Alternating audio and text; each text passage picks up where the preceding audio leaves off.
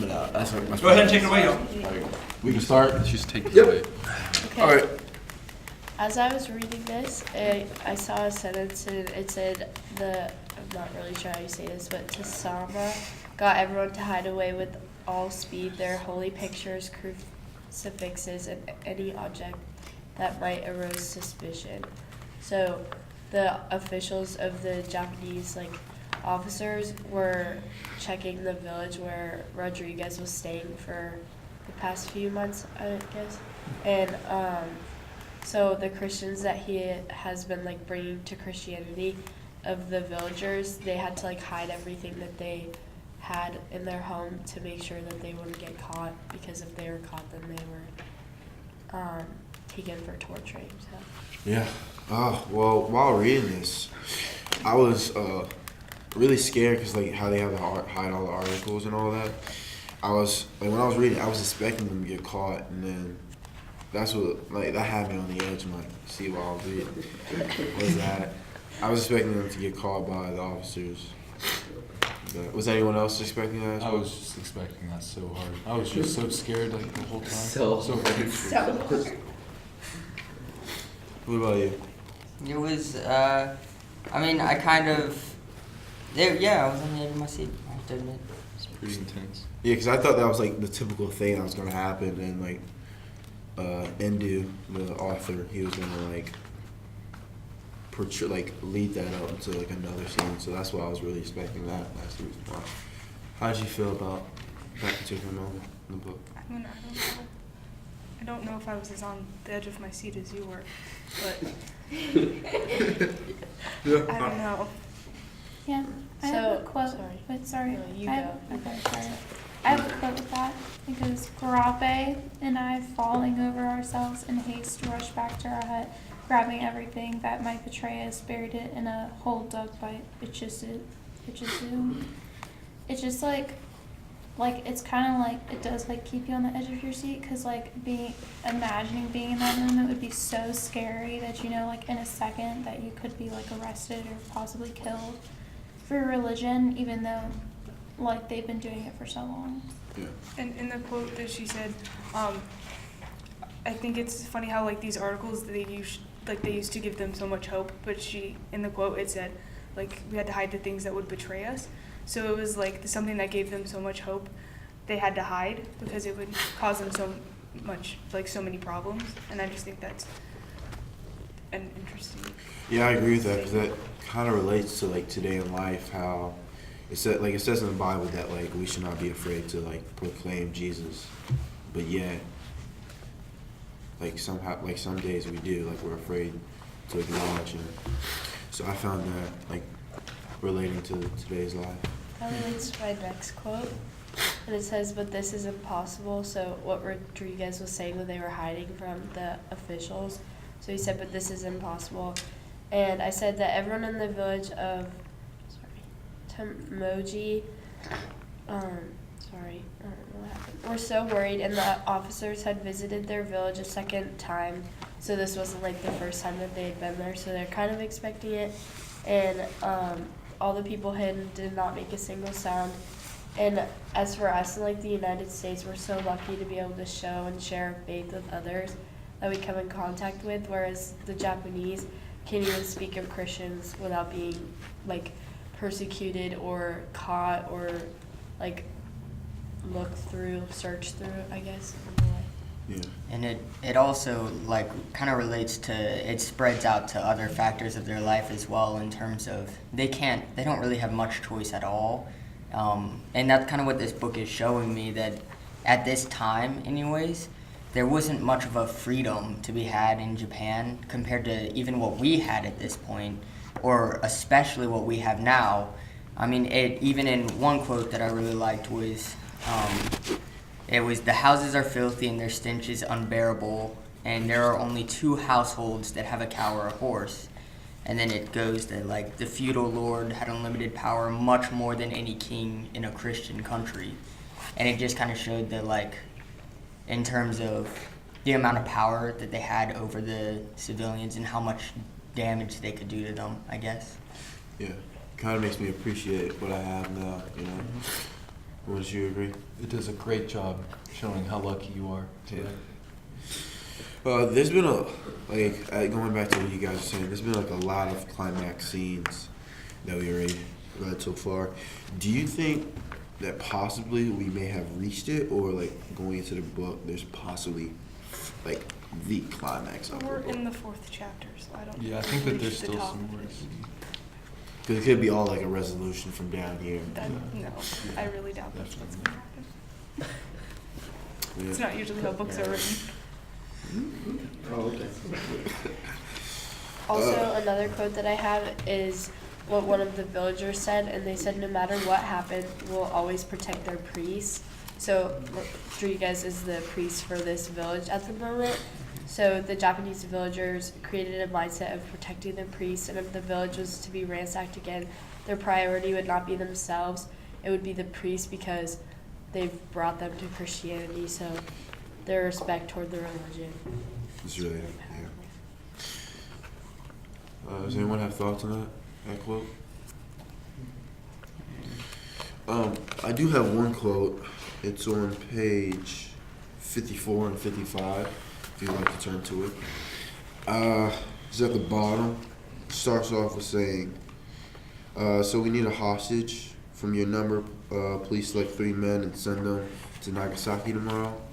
Since I am quite confident that you are doing nothing wrong, there's nothing to worry about. And then it goes on how he's saying that, he knew it was a trap. How difficult do you think it was for them to choose people, to select people, to send them, knowing like what was going to happen to them? Well, I think that in a situation like this, it's not, like, I feel like the people pick themselves, if that makes any sense. Whereas, like, you see who has the strongest faith and then you're like, and then you see who has the weakest faith. And the people that have the weakest faith need more leading than the ones who have the stronger faith. So I feel like, in a sense, then you wouldn't send the ones with the weaker faith because you knew they would just break. Mm-hmm. Whereas the ones with the stronger faith would stay firm and they wouldn't fall apart as easily. So I feel like it wouldn't necessarily be I feel like, and then God would also just tell you these are what you need to do, and so it wouldn't just be you doing it by yourself. I agree with you. Yeah. I think regardless though, it'd still be a really tough decision because I bet they have compassion for everyone else because it's so risky in what they're choosing to do and who they're picking that they don't know what could happen with them. Yeah. It kind of relates to the beginning of the book when the father, the main priest guy, had sent out Shisaku and stuff, I guess, at the beginning of the book, when they originally went to Japan anyways. And it kind of relates to that there are choices that the priests have to make that we don't really see here in America, that it's just kind of hard when you're living in other countries. And it does show that side of things, which I think I said last week at some point as well, in terms of that priests have a lot more than I normally thought or saw. So. Do you? What were your thoughts on how difficult it would be? I agree with Ellie. I feel like even though they might be very faithful, it would still be hard because you still know the person. So it's you're sending someone off to die, basically. So I feel like that'd be pretty hard to do. What about you, Charlotte? Is there any thoughts on that? Not really. I think that you, like Lindsay said, God calls you to do that, so he picks the right people. And like I said in the last discussion, if anyone remembers, probably not, but that you have to obey God's plan because it's His choice, not yours. And you can't make decisions for yourself. There was one big question that was going through my mind. Because when I read a book, I like to put myself in perspective of the main character. And he's going through all this, and he's proclaiming his faith. And it had me think that if I was in his shoes, would I be doing the exact same thing? Would I literally risk my life for the sake of Jesus? Was anyone else thinking that? And if so, would you or would you not? Which get off. I would like to think I would, but I don't think that I would, if that makes sense. Like, it's a lot harder to determine when you're in the situation and you've got those people around you depending on you versus me thinking like, oh, like, I need to do the thing God wants me to do. Because I understand that's the right thing to do, but we don't always think logically when we're afraid or when people around us are afraid. So, Yeah, that's what adversity could do to you. mm-hmm. What about anyone else? Alright, what would you do? Like, would you do the exact same thing he's doing? I think like the book like forces you to like think about that because it's like the whole plot basically. But like, I would like to think I would, but I don't really know unless I was in the situation. Because like, I bet we all like hope we would like proclaim God, but like, none of us really like know until we were in the situations. I don't know. I agree with that.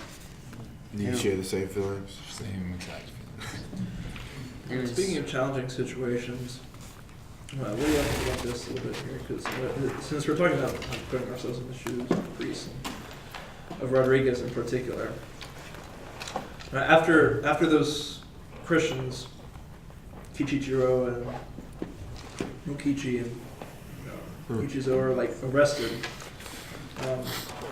the whole goal of the people who are arresting them is to get them to apostatize, and they know this.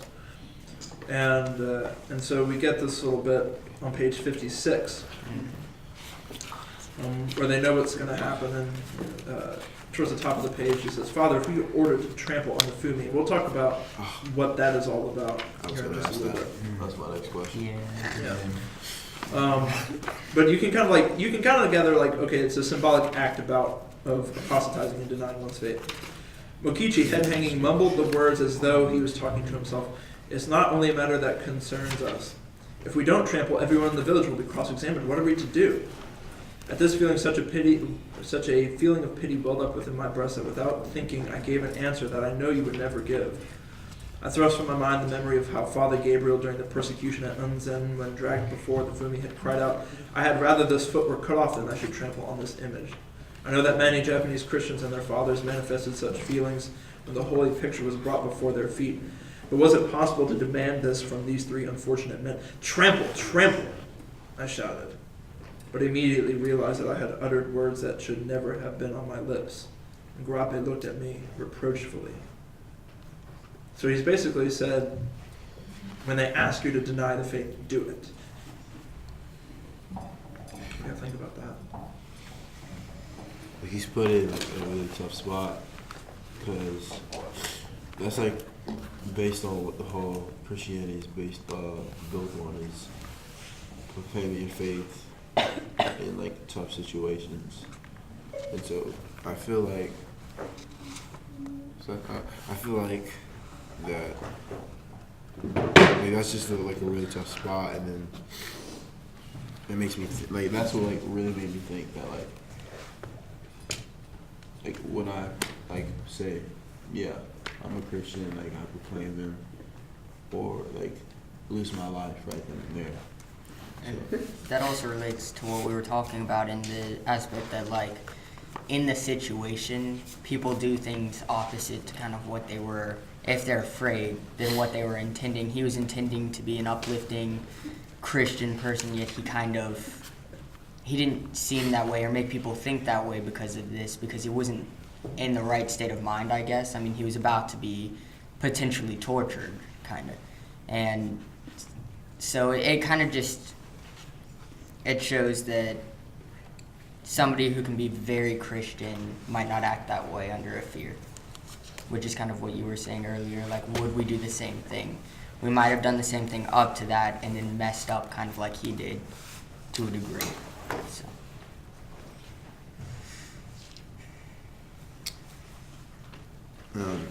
When I was reading, did he proclaim it? Did he say he was a Christian or not? Because like, what does Fumi mean? Was the question. It's an image of Christ or the Virgin Mary or both that you like literally just step on. So like, it's usually no bigger than about the size of this book. and what they would demand the Christians do is just like a symbol of forsaking their faith, just to step on it. Did he do that? Or, Well, they did it, and then they went to the next level and said, okay, like spit on it and call the Virgin Mary a whore. And that's what they can't bring themselves to do. Except Kichijiro. He did it. like that. That also like showed his character as well, because our character is shown when we're in the toughest situations, and to me that it just showed his true character. Anyone else agree with that? Disagree? Yeah, because like in the Bible, it has like a passage where it says, "If you deny me in front of others, then I will deny you." So like it kind of makes you think like in that situation, if you were to deny God, but like God or Jesus never really, like he never denied us. So I don't know, it's like a tough situation in the end because your life is like on the line, but like you have to like think beyond that. Yeah.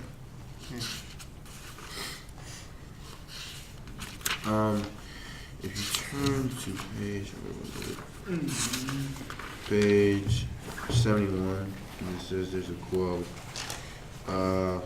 It's like towards the end. It says, "Why did I do such a crazy thing? Why?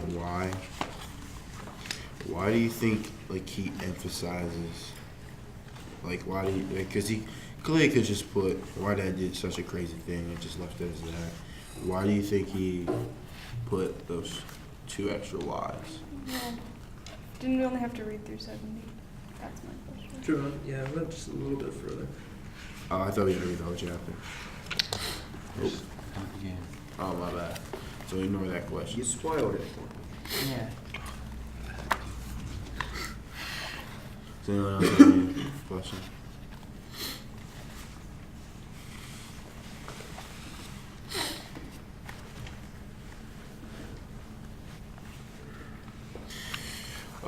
So far, after reading the book, give me your take on it. Are you enjoying it, or are you having a hard time being along with it? I mean, the format I'm starting to like a little bit more in regards to the letters, the way that the author decided to write it. So that I like a bit more, but in terms of confusingness, it's still there sometimes, like kind of what's going on kind of goes over my head sometimes, which I mean, I guess is kind of normal when it's written in a different kind of style, but I'm growing to like it a lot more. What about you? I find it very confusing, so I don't really like it that much. The format's just so confusing. Can't get a hang of it, you know? Yeah, I feel you on that. What I about you? Oh. personally, I don't really like the format, but I enjoy the book. I think it's really cool, and I think if we sit down and take time to read the book, it is really something that you can take away from it. As of other books, it wasn't as like personal as this can be personal for us because we are Christians. So it's cool to like put yourself in these Japanese people's shoes and like see how they react under pressure and like think about how we were saying earlier, like how would you react under pressure? But I would like to know like the dates. I wish that in the letters he would put like what day or what month, because I don't know how many years it's been since he's gotten there and stuff. So. Yeah. What about you? I mean, it was like really hard to like start out reading because I just haven't really read a book that was like in this format before. But like once you start reading it, I think it has like a great like storyline and a great like relatable story that like us Christians can relate to. So I thought it was a good book. Trash. Oh, it's there. Great discussion. Great discussion.